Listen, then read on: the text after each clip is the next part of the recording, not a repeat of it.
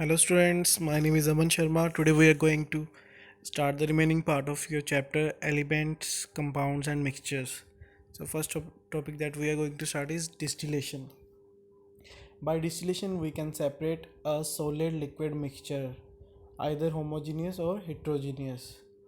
Homogeneous mixture हमने पहले ही पढ़ा था क्या होता है होमोजीनियस मिक्सचर, जैसे सॉल्ट इन वाटर. हेट्रोजीनियस जैसे सैंड और चॉक इन वाटर. तो ऐसे मिक्सचर को हम डिस्टिलेशन से भी अलग कर सकते हैं, सॉलिड्स को अलग एंड लिक्विड को अलग. तो इसका apparatus नेक्स्ट पेज पे है. The mixture is boiled in a distilled flask, the vapours coming out condensing while passing through the Liebig condenser in which they cooled by water circulating in the outer jacket.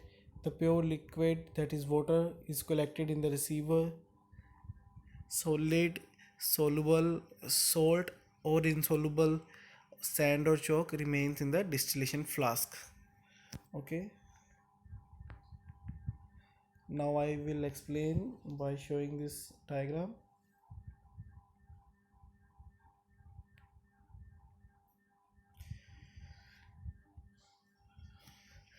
Okay student, सबसे पहले देखिए distillation flask.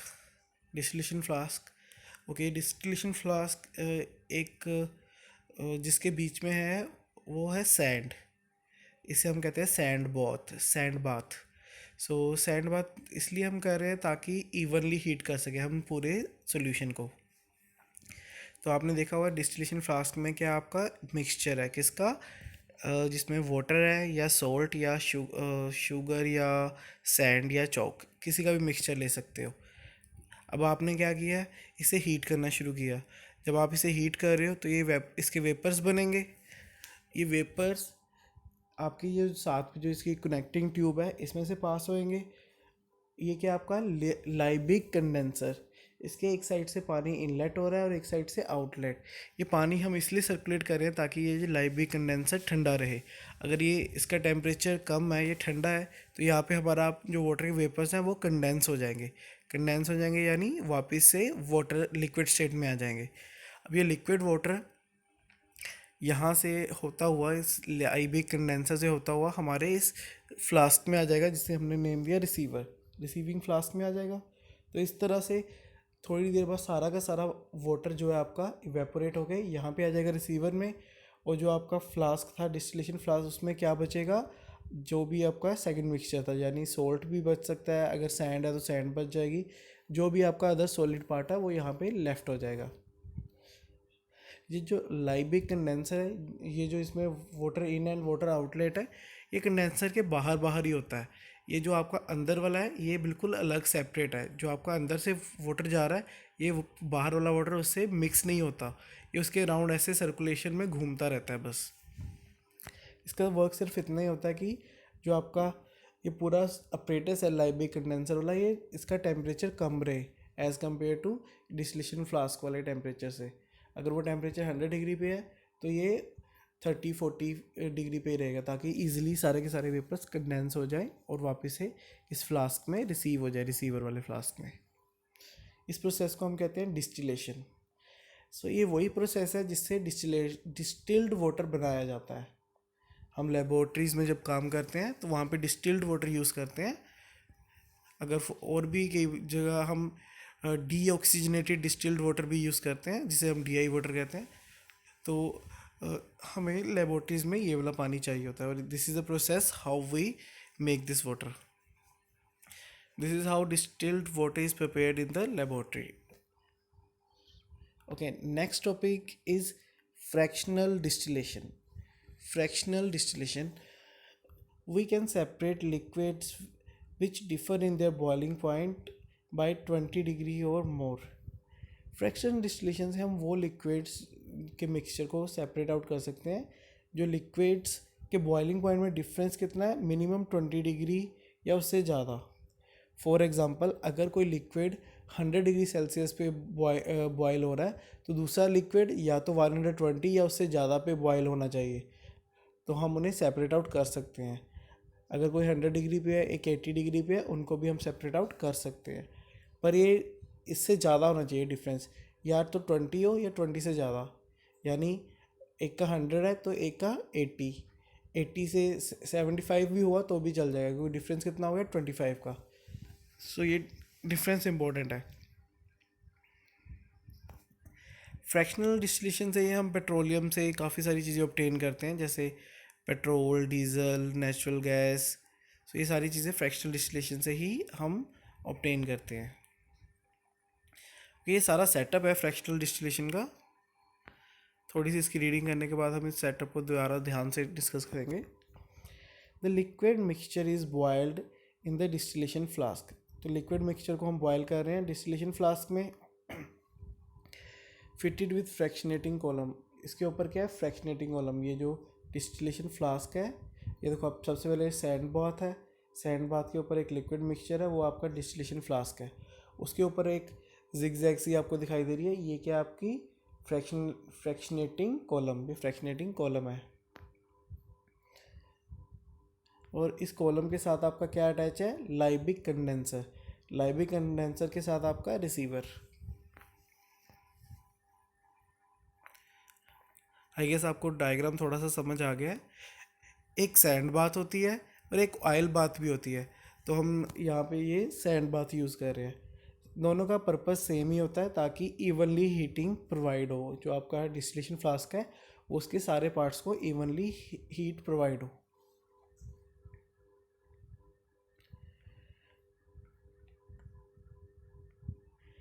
The mixed vapor enters the fractionating column where the vapors of higher boiling point, that is less volatile liquid, gets condensed and trickle back into the distillation flask. The vapors of lower boiling point or more volatile liquid, however, pass into Liebig condenser, where the condensed liquid is collected in the receiver. Okay देखो क्या हो रहा है यहाँ पे। जो sand bath के ऊपर जो आपका डिस्टिलेशन फ्लास्क है उसके बीच में वो बहुत ज़्यादा टेम्परेचर पे है, तो वहाँ पे सारे के सारे वेपर्स बन रहे हैं। ये वेपर्स जा रहे हैं ऊपर आपके फ्रैक्शनेटिंग कॉलम में। फ्रैक्शनेटिंग कॉलम में आपने टेम्परेचर सेट किया हुआ, सपोज आपने टेम्परेचर सेट किया हुआ 60 डिग्री और 80 degree.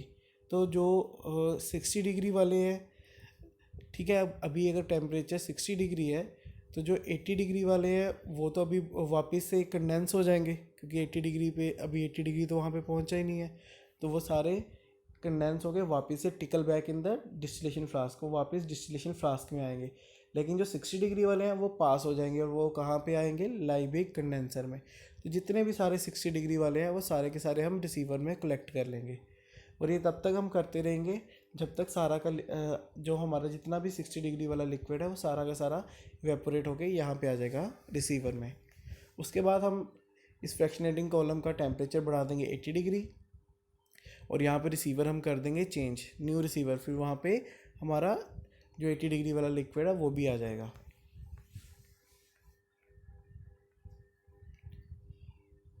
The vapors of the lower boiling point liquid however pass into the Liebig condenser, वहाँ पे हमने रिसीव कर ली थी। Temperature of the boiling mixture remains constant till the lower boiling point liquid distills completely. So जो lower point वाला है हम सारा का सारा liquid completely डिस्टिल कर लेते हैं। कब तक, जब तक हमारा टेम्परेचर सेम रखते हैं, हम टेम्परेचर को बिल्कुल भी चेंज नहीं करते। अगर हमने टेम्परेचर बढ़ा दिया तो दूसरा मिक्सचर, दूसरा लिक्विड भी आ जाएगा, तो वो हमारा सारा ख़राब हो जाएगा। इसलिए हम पहले ऊपर थर्मामीटर लगाओ, उससे हम टेम्परेचर कंटिन्यूस टेम्परेचर पे हमारा ध्यान होता है कि हायर वाला लिक्विड अभी ना आए। सो जितना भी, जब सारा डिस्टिल्ड हो जाएगा लोअर वाला, तब हम टेम्परेचर इंक्रीज़ करेंगे तो हायर वाला भी आ जाएगा। उसी टाइम पे हमने रिसीवर चेंज कर देना है। The liquid obtained by boiling the mixture at different temperatures are called fractions. In liquids को हम क्या कहते हैं, फ्रैक्शंस। इस फ्रैक्शनल डिस्टिलेशन का एक और नेम भी है, वो क्या है, फ्रैक्शनाइजेशन, फ्रैक्शनेशन। तो ये आपने याद रखना है, एग्जाम में फ्रैक्शनेशन भी पूछा जा सकता है। By this method we can separate benzene from toluene. So benzene and toluene को हम सेपरेट कर सकते हैं। आप यहाँ पे बॉइलिंग पॉइंट भी दिया हुआ है, ये आपने लर्न करना है। बेंजीन का बॉइलिंग पॉइंट है 80 डिग्री सेल्सियस एंड टोलुइन का 110 degree Celsius. Ethyl alcohol and water, इनको भी सेपरेट आउट कर सकते हैं क्योंकि इन सभी के बॉइलिंग पॉइंट आप देख सकते हो 20 डिग्री से ज़्यादा है। Petrol, diesel, kerosene from crude oil, जो कच्चा तेल होता है क्रूड ऑयल, उनसे हम फ्रैक्शन डिस्टिलेशन से ही पेट्रोल, डीजल, कैरोसिन ये सब कुछ अलग करते हैं, सेपरेट आउट करते हैं। Okay, I guess fractional distillation is clear. Now next topic is using a separating funnel. Separating funnel. Okay, diagram on the next page. Separating funnel is used to separate two or more immiscible liquids. अगर दो या दो से ज़्यादा immiscible liquid है जो आपस में मिक्स नहीं होते, उनको सेपरेट आउट करने के लिए हम क्या यूज़ करते हैं? Separating funnel. बहुत ही ईजी सा इसका प्रोसेस है।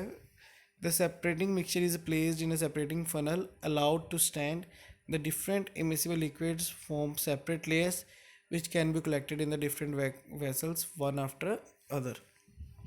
Okay, diagram दिखाता हूँ इसका. By this method we can separate and oil, benzene, toluene and ether from water.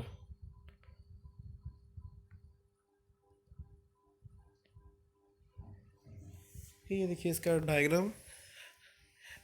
तो सबसे पहले हमने क्या किया, एक सेपरेटिंग फनल ली, जो ऊपर है वो सेपरेटिंग फनल है, ठीक है। उसके साथ में क्या स्टॉप क्लॉक है, तो उसे टाइट कर दिया। अब इस मिक्सचर को थोड़ी देर के लिए ऐसे स्टैंड बाय पे रख दिया, तो आपकी सेपरेट सेपरेट लेयर बन जाएंगी, क्योंकि ये दोनों लिक्विड इमिसिबल है, आपस में मिक्स नहीं होते। जब इनकी सेपरेट लेयर क्लियरली बन चुकी हैं, उसके बाद हम स्टॉप क्लॉक को थोड़ा सा ओपन करेंगे, वहाँ से ड्रॉप वाइज जो आपका लिक्विड है, जो नीचे वाला लिक्विड है, वो इस फ्लास्क में इकट्ठा हो जाएगा।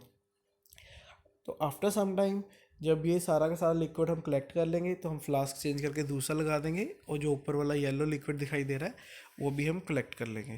सो this is how we use a separating funnel. Next process is your sublimation. Using this method we can separate a substance that sublimes from one that does not. Okay, तो sublimation आपको याद होगा क्या होता है, जब सॉलिड डायरेक्टली कन्वर्ट हो जाता है वेपर्स में, उसे कहते हैं सब्लिमेशन। सो अगर हमारे पास मिक्सचर है, एक सब्लाइम करता है और एक सब्लाइम नहीं करता, तो हम उन दोनों को सब्लिमेशन प्रोसेस से अलग कर सकते हैं। सब्लाइम क्या क्या करता है, जैसे आयोडीन, कैम्फर, अमोनियम क्लोराइड। और सब्लाइम कौन सी चीज़ें नहीं करती, जैसे सॉल्ट हो गया, सॉलिड हो गया, चौक हो गया, ये चीज़ें सब्लाइम नहीं करती। A funnel is inverted over the mixture placed in a china dish. A dry test tube is inverted over the outlet of the funnel. The outlet of the funnel is loosely plugged with cotton. The mixture is heated.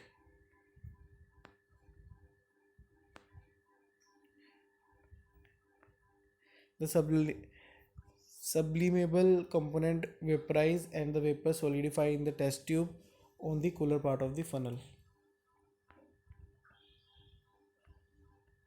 ये देख सकते हो, ये जो आपका diagram दिखा रहे हैं, mixture of iodine and common salt. तो आपको पता है आयोडीन जो है वो सब्लाइम करता है। हमने जब इस मिक्सचर को हीट किया, तो आयोडीन के वेपर्स आने शुरू हुए। वेपर्स आप देख सकते हो, वेपर्स, थोड़े से वेपर फनल पे अटैच हो गए और बाकी के वेपर टेस्ट ट्यूब में जाके अटैच हो रहे हैं।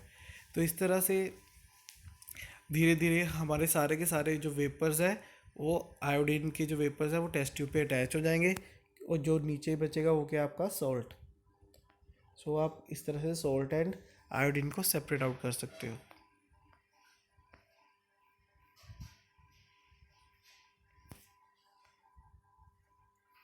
Next topic is chromatography.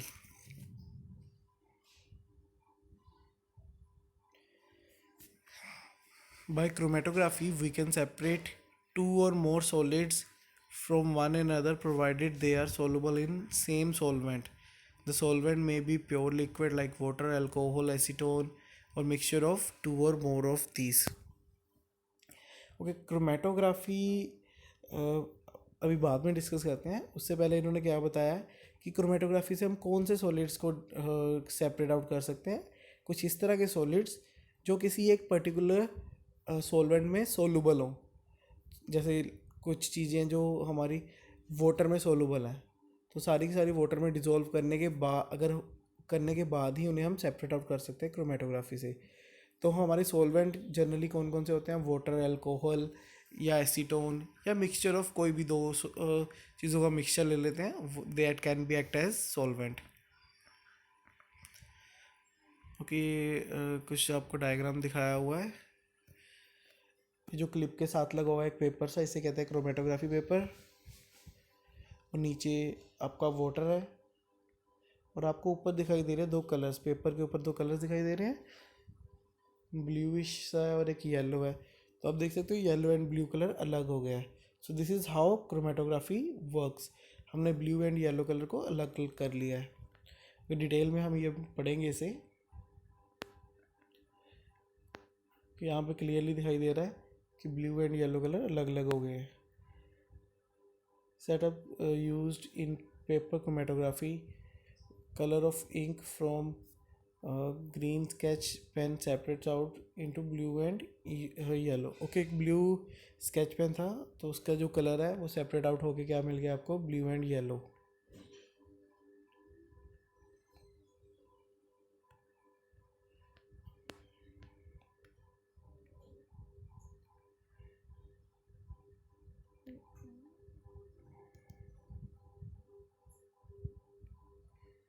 चलो अब ध्यान से पढ़ते हैं इसे क्रोमेटोग्राफी को।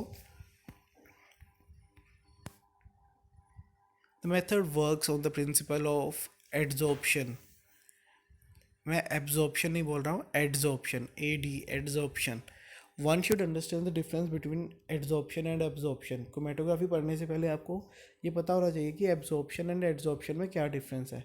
इन absorption a substance get equally distributed over the entire bulk of another substance, like dissolved air in natural water, carbon dioxide in fizzy drinks। Absorption में क्या होता है कि एक चीज़ एब्जॉर्ब होके पूरे के पूरे बल्क में दूसरे में चली जाती है। फॉर एग्ज़ाम्पल, जैसे अगर कोल्ड ड्रिंक की बात करें, कोल्ड ड्रिंक में सारी की सारी कोल्ड ड्रिंक में ही आपका कार्बन डाइऑक्साइड एब्जॉर्ब्ड होती है वो, ठीक है। या फिर अगर आप नॉर्मल एक कोई स्पंज आपने देखा होगा, अगर उसमें पानी डालो तो उसके अंदर तक चला जाता है पानी। बट अगर एड्जॉर्प्शन की बात करें, वो एक सरफेस फिनोमिना है। वो आपकी चीज़ सिर्फ सरफेस के ऊपर ही रहेगी, वो अंदर नहीं जाएगी, सिर्फ सरफेस के ऊपर अटक जाएगी। फॉर एग्ज़ाम्पल, आपने किसी चीज़ के बीच में अगर थोड़े थोड़े पोर्स है तो आपने देखा होगा उसमें डस्ट वगैरह अटक जाती है। सो दैट इज़ एड्जॉर्प्शन। अगर वो चीज़ बिल्कुल अंदर तक चली जाए वो होती है एब्जॉर्ब। एड्जॉर्ब सिर्फ ऊपर टिक जाती है। Adsorption is however a surface phenomena in which substance is held at the surface of another by a weak force. तो एक सब्सटेंस दूसरे सब्सटेंस के सरफेस के ऊपर ही होता है by a weak force. An example is dye held on the surface of a fibre. The substance that is adsorbed is called dye, adsorbate. The another at the surface which it is adsorbed is called adsorbent। तो example दी हुई है, जैसे एक substance जो absorb होता है वो क्या होता है, एड्जॉर्बेट। जिसके ऊपर एड्जॉर्ब होता है वो क्या है, एड्जॉर्बेंट। जैसे डाई, अगर कोई कपड़ा है उसके ऊपर कोई कलर कर दो, डाई कर दो, तो जो फाइबर है वो क्या होगा आपका, एड्जॉर्बेंट। जो डाई है आपकी adsorbate.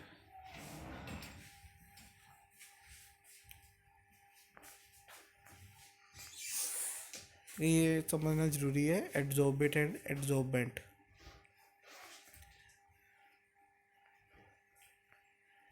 In chromatography we generally use cellulose, silica, alumina as an adsorbent. तो हम इन चीज़ों को के क्या बनाते हैं, एड्जॉर्बेंट। जो आपकी स्ट्रिप होती है पेपर क्रोमेटोग्राफी की, वो इन चीज़ों से भी बना सकते हैं। Cellulose is conveniently use in the form of blotting paper, filter paper, generally Whitman 41। okay, specially made chromatography paper। तो सेलुलोज से हम काफ़ी तरह के क्रोमेटोग्राफी पेपर बनाते हैं। We will now discuss technique of chromatography. अभी now we will discuss technique of chromatography. अभी तक हमने सिर्फ उसकी बेसिक्स पढ़े हैं कि एड्जॉर्प्शन क्या होती है, एड्जॉर्बेट क्या होती है, एड्जॉर्बेंट क्या होता है एंड ऑल दैट। अब हम देखेंगे क्रोमेटोग्राफी क्या होती है। Basically paper chromatography, you must have observed that a blotting paper soaks a liquid that separates fast over the paper. The liquid moves even against gravity upwards on a vertical paper placed on the blotting paper. Okay, ये diagram देखो दोबारा से। हमने जो paper है उसे इसमें dip किया। अब जो सॉल्वेंट था जो वो तो बिल्कुल नीचे तक है, लेकिन ये जो लिक्विड है एब्जॉर्ब होके पेपर के काफ़ी ऊपर तक आ गया। इसी के साथ हमारा कलर भी आ गया। तो इसी की बात कर रहे हैं कि ये अगेंस्ट द ग्रेविटी मूव करता है, और ये जो आपका ब्लोटिंग पेपर या आपका जो क्रोमेटोग्राफी पेपर है इसके ऊपर लिक्विड मूव करता है।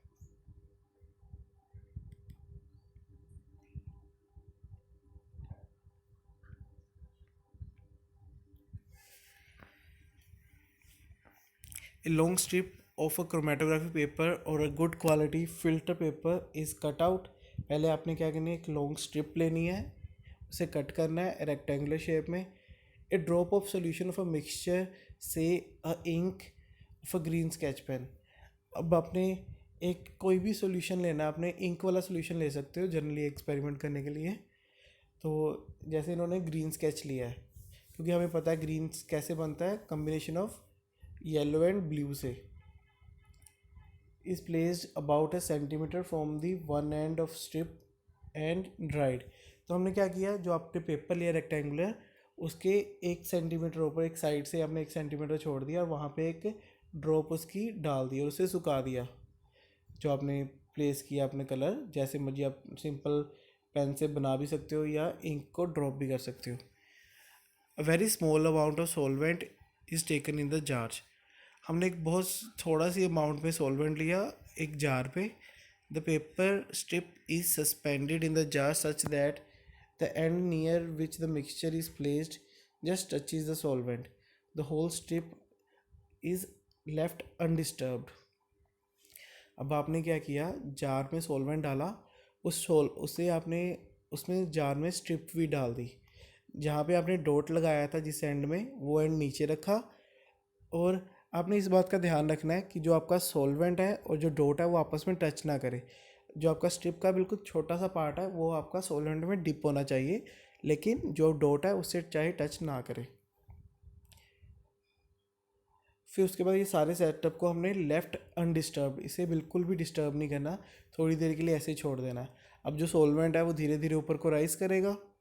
After some time one can observe that the green ink spot has moved up the strip and separated into two colors। थोड़ी देर बाद आप देख सकते हो ये जो ग्रीन इंक जो आपने स्पॉट डाला था उस पेपर के ऊपर, वो ऊपर को मूव किया है और दो कलर्स में सेपरेट आउट हो गया। कौन से colours, blue and yellow. In fact blue and yellow make up green, क्योंकि ब्लू एंड येलो के कंबाइन करके ही ग्रीन कलर बनता है।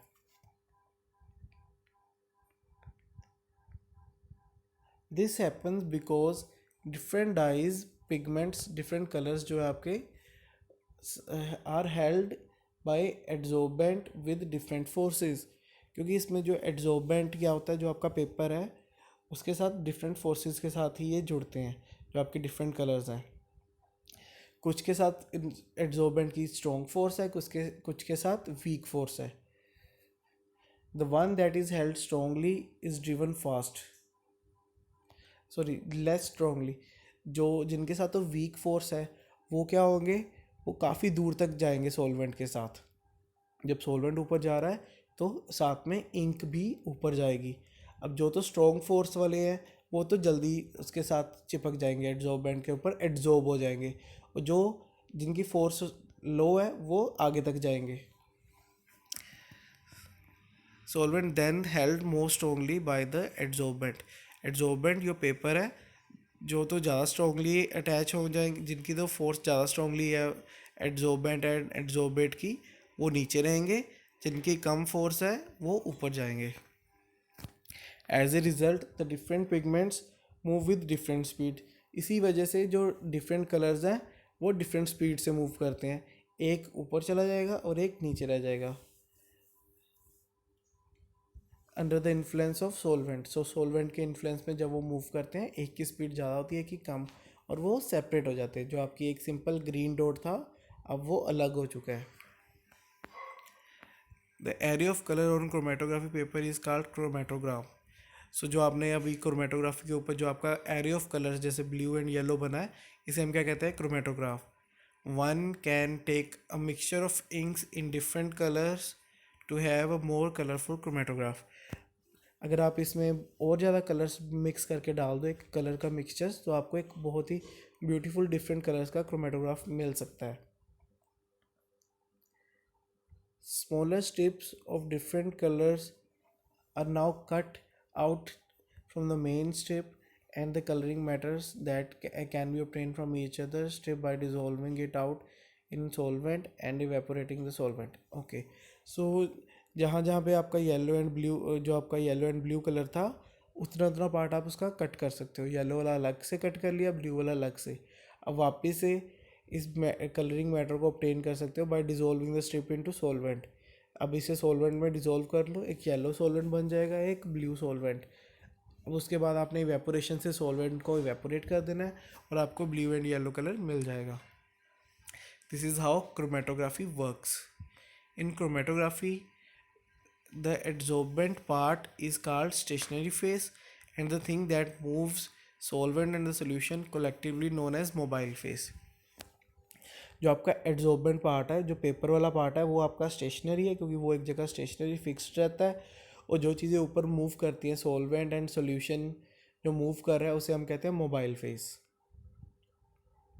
Different types of chromatography techniques have been developed and named on the basis of types of phases.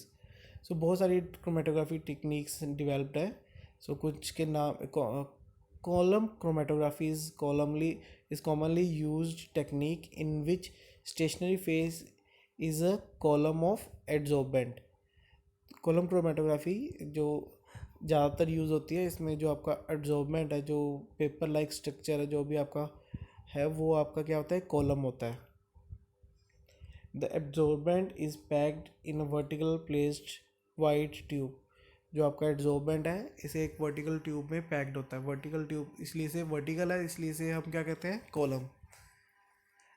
Other well known techniques कौन सी हैं, gas liquid chromatography GLC, high proficiency liquid chromatography HPLC।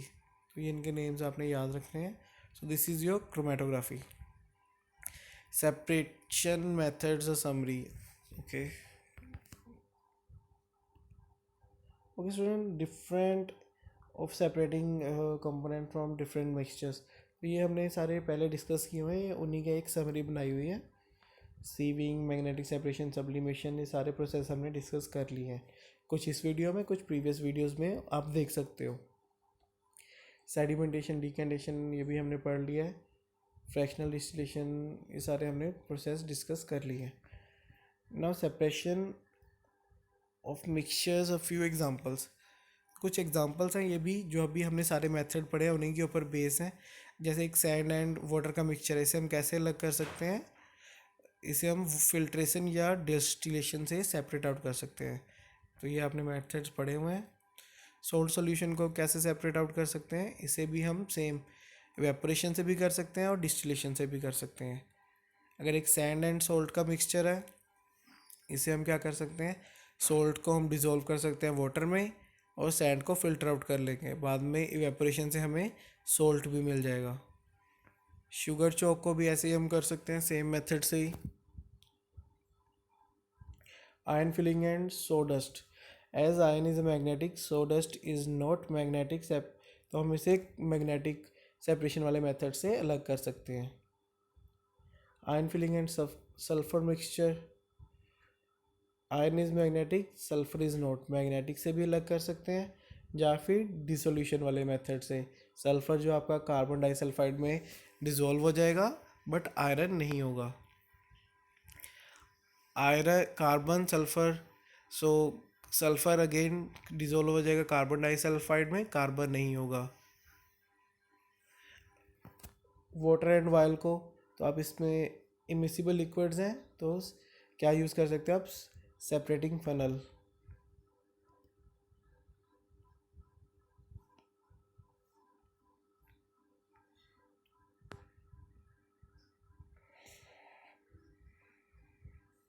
Benzene toluene ये आपने पहले ही पढ़ लिया है। Fractional distillation से हम इन्हें अलग कर सकते हैं बिकॉज इनमें टेम्परेचर डिफरेंस कितना है, मोर देन 20 डिग्री। जो बॉइलिंग पॉइंट में टेम्परेचर डिफरेंस है that is more than 20 degree. Ink separation by paper chromatography. Salt sand sulphur mixture, इस सोल्ट सैंड सल्फर मिक्सचर को अगर सेपरेट आउट करना हो तो सोल्ट जो है आपका वाटर में डिज़ोल्व हो जाता है। पहले सारे सॉल्यूशन को हम वाटर में डालेंगे तो सोल्ट आपका डिज़ोल्व हो जाएगा किस में, वाटर में। उसके बाद सल्फ़र एंड सैंड बचा है, उसे आप डाल सकते हो कार्बन डाइसल्फाइड में, तो सल्फ़र भी आपका डिज़ोल्व हो जाएगा। सो जो बचा वो आपकी सैंड है। अब बाकी के सॉल्यूशन से वापस से आप सोल्ट एंड सल्फ़र ऑब्टेन कर सकते हो बाय यूजिंग क्रिस्टलाइजेशन और इवेपोरेशन।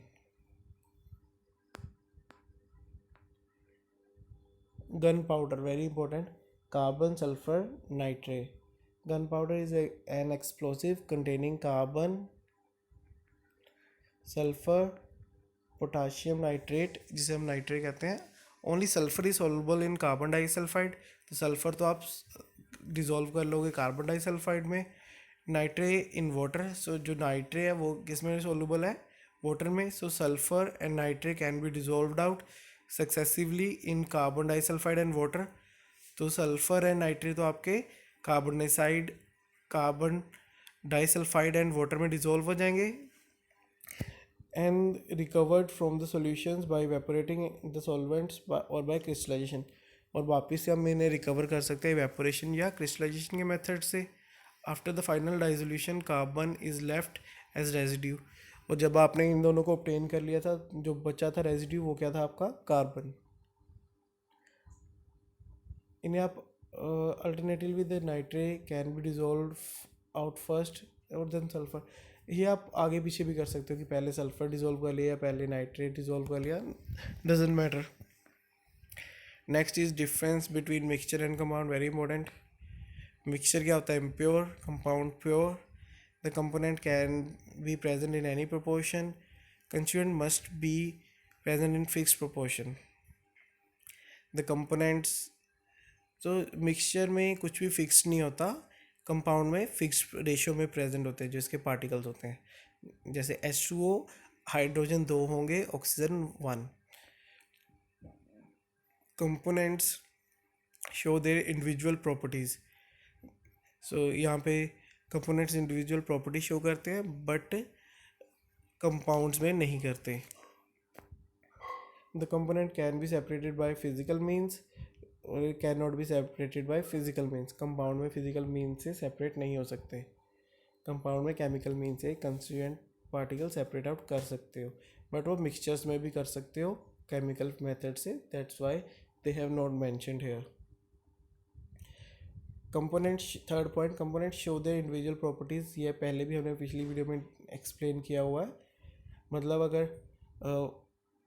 कोई भी मिक्सचर है तो वो जो जिस चीज़ के जैसे बना है, वाटर एंड सॉल्ट, तो वाटर आपको पता है क्या होता है, लिक्विड होता है। अगर उसमें सॉल्ट डिज़ोल्व कर दोगे तो वो फिर से लिक्विड ही रहा। अगर जो उसकी प्रॉपर्टी है वो चेंज नहीं होगी। पहले पानी आग बुझाता था, अगर सॉल्ट में डिज़ोल्व करके पानी आग के ऊपर डालोगे तो भी वो आग को बुझाएगा। सेम वे में जो सॉल्ट था वो पहले ही नमकीन था, पानी में डाला तो पानी भी नमकीन ही हो गया। सो उनकी जो प्रॉपर्टीज़ थी वो चेंज नहीं हुई। बट जो कंपाउंड्स के केस में प्रॉपर्टीज़ चेंज हो जाती हैं, जैसे H2O, हाइड्रोजन भी एक कंबस्चन के लिए यूज़ होता है, फ्यूल है। Oxygen is water of combustion, but दोनों कंबाइन होकर क्या बन गए, water. So that is not used for combustion, वो आग बुझाने का काम करता है। सो प्रॉपर्टीज़ चेंज हो गई, प्रॉपर्टीज़ रिटेन नहीं हुई। सो ये है दोनों में difference. Okay, with this your chapter is completed. I hope you have understood this chapter. Okay, thanks for watching.